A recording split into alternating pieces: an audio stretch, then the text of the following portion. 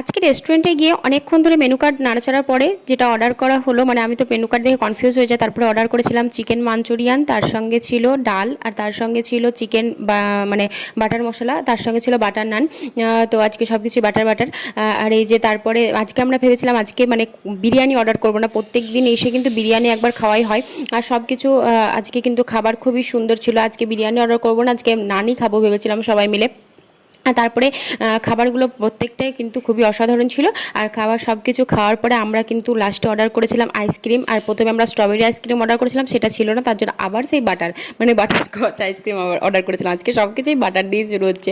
তো তারপরে এই যে আইসক্রিমটা বেশ খুব মজা করে খাচ্ছিলাম। আমি গরমের সময় কিন্তু আইসক্রিম দারুণ লাগে।